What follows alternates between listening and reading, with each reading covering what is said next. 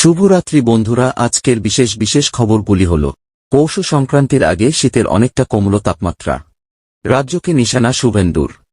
মোদির মন কি বাত, এর পাল্টা জন কি বাত কর্মসূচি তৃণমূলের।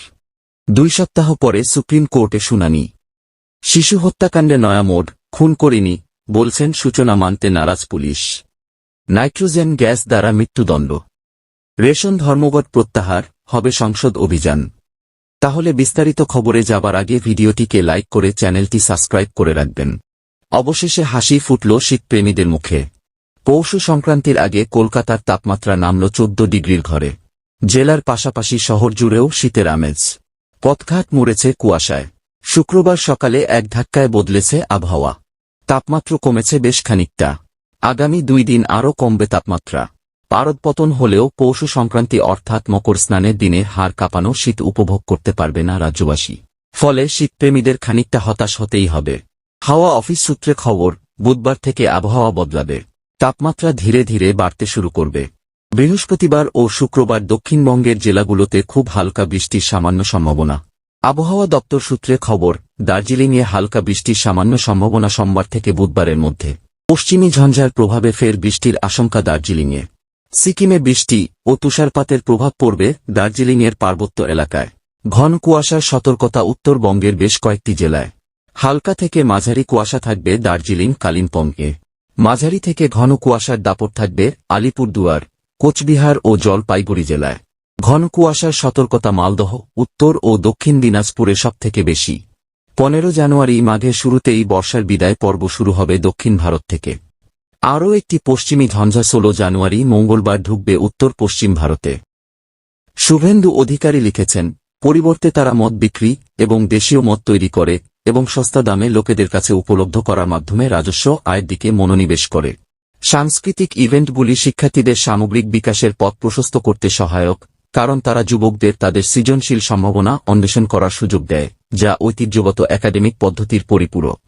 সরকার যুব সমাজের মনোবল ও উদ্যমের সাথে বিশ্বাসঘাতকতা করেছে। সাংবাদিক বৈঠক না করলেও মানুষের কাছে পৌঁছানোর জন্য রেডিওকে বেছে নিয়েছিলেন প্রধানমন্ত্রী নরেন্দ্র মোদী। অনুষ্ঠানের নাম মন কি বাত। এবার বিজেপির ওপর রাজনৈতিক আক্রমণের ঝাঁজ বাড়াতে নতুন দাওয়াই তৃণমূল কংগ্রেসের। তাদের নতুন প্রচার কর্মসূচির নাম রাখা হল জন কি বাত। প্রধানমন্ত্রীর নীতি প্রয়োগের ব্যর্থতা, সীমাহীন বেকারত্ব নিয়ে প্রশ্ন তোলা হচ্ছে এই অনুষ্ঠানে। সামনে এসেছে প্রথম পর্ব। প্রাথমিক শিক্ষক নিয়োগ দুর্নীতি মামলায় 269 জন শিক্ষককে চাকরিচ্যুত করা হয়েছিল। সেই মামলার শুনানি হতে চলেছে 2 সপ্তাহ পরে, এমনই নির্দেশ দিলেন বিচারপতি অনিরুদ্ধ বসু। সুপ্রিম কোর্ট তদন্ত রিপোর্ট দেখবে এই মামলায়। উল্লেখ্য, কলকাতা হাইকোর্টের পর্যবেক্ষণ ছিল টেট পরীক্ষায় চাকরি পাওয়া 269 জনকে অতিরিক্ত 1 নম্বর করে দেওয়া হয়েছিল। কেন এই অতিরিক্ত 1 নম্বর দেওয়া হল তার কারণ স্পষ্ট করতে পারেনি পর্ষদ।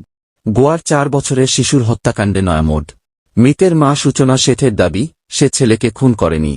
যদিও পুলিশ সূচনার কথা বিশ্বাস করছে না। এক পুলিশকর্তা জানান, সূচনা হয়তো স্বামীর প্রতি ঘৃণাবশত সন্তানকে খুন করে। আর্টিফিশিয়াল ইন্টেলিজেন্স সংস্থার সিইও সূচনাকে গ্রেফতারের পর পুলিশ জেরা শুরু করে। তদন্তকারীরা কার্যত নিশ্চিত ছিল সূচনাই খুন করেছে তার ছেলেকে। তবে পুলিশি জেরা সূচনা পাল্টি খায়। পুলিশকে সে জানায়, যখন সে জেগে ওঠে তখন দেখে তার ছেলে মারা গেছে। একজন পুলিশ কর্মকর্তা বলেন, অভিযুক্ত সূচনা শেঠের তত্ত্বের সঙ্গে আমরা একমত নই। আরও তদন্ত করলে ওই শিশুকে হত্যার পেছনের উদ্দেশ্য জানা যাবে। তদন্তকারীরা মনে করছে, এখনও পর্যন্ত মনে হচ্ছে অভিযুক্ত মহিলা ও তার স্বামী দুজনেই আলাদা থাকত। সূচনা হয়তো স্বামীর প্রতি ঘৃণাবশত সন্তানের কাছ থেকে প্রতিশোধ নিয়েছে। অভিযুক্তকে পানাজির কাছে মনোরয়ক ও মানব আচরণ কেন্দ্রে নিয়ে যাওয়া হয়েছে। তার মনস্তাত্ত্বিক পরীক্ষা চলছে। 39 বছর বয়সী সূচনা গোয়ার ক্যান্ডোলিমে একটি অ্যাপার্টমেন্টে তার ছেলেকে খুন করে বলে অভিযোগ। সম্ভবত শনিবার থেকে সেই অ্যাপার্টমেন্টে থাকছিল সে। এরপর সোমবার হোটেল ছাড়ে। দেহটি একটি ব্যাগে ভরে ট্যাক্সি করে কর্ণাটকে যায়।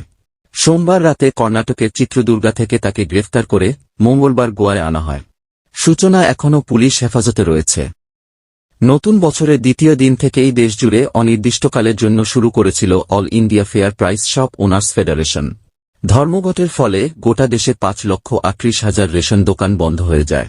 গত 5 জানুয়ারি মন্ত্রী রথীন ঘোষের আশ্বাসে বাংলায় রেশন ধর্মঘট প্রত্যাহার করেন ডিলাররা। কেন্দ্রে অর্থমন্ত্রকের সঙ্গে আন্দোলনকারীদের ভার্চুয়াল বৈঠক হয়। বৈঠকে অর্থমন্ত্রক জানায়, রেশন ধর্মঘটের ফলে প্রধানমন্ত্রী গরিব কল্যাণ অন্ন যোজনায় বিনামূল্যে শস্য বিলি ব্যাহত হচ্ছে। অনুরোধে সাড়া দিয়ে ধর্মঘট প্রত্যাহারের সিদ্ধান্ত নেওয়া হয়। তবে 16 তারিখ সংসদ অভিযান হবে। রামলীলা ময়দানের পরিবর্তে জমায়েত হবে যেখানে সেখানে। নতুন বছরের দ্বিতীয় দিন থেকেই দেশজুড়ে অনির্দিষ্টকালের জন্য শুরু করেছিল all India fair price shop owners federation. ধর্মঘটের ফলে গোটা দেশে 5,38,000 রেশন দোকান বন্ধ হয়ে যায়। গত 5 জানুয়ারি মন্ত্রী রথীন ঘোষের আশ্বাসে বাংলায় রেশন ধর্মঘট প্রত্যাহার করেন ডিলাররা। কেন্দ্রে অর্থমন্ত্রকের সঙ্গে আন্দোলনকারীদের ভার্চুয়াল বৈঠক হয়। বৈঠকে অর্থমন্ত্রক জানায়, রেশন ধর্মঘটের ফলে প্রধানমন্ত্রী গরিব কল্যাণ অন্ন যোজনায় বিনামূল্যে শস্য বিলি ব্যাহত হচ্ছে। অনুরোধে সাড়া দিয়ে ধর্মঘট প্রত্যাহারের সিদ্ধান্ত নেওয়া হয়। তবে 16 তারিখ সংসদ অভিযান হবে। রামলীলা ময়দানের পরিবর্তে জমায়েত হবে যেখানে সেখানে। খবর পড়া এখানে শেষ হল।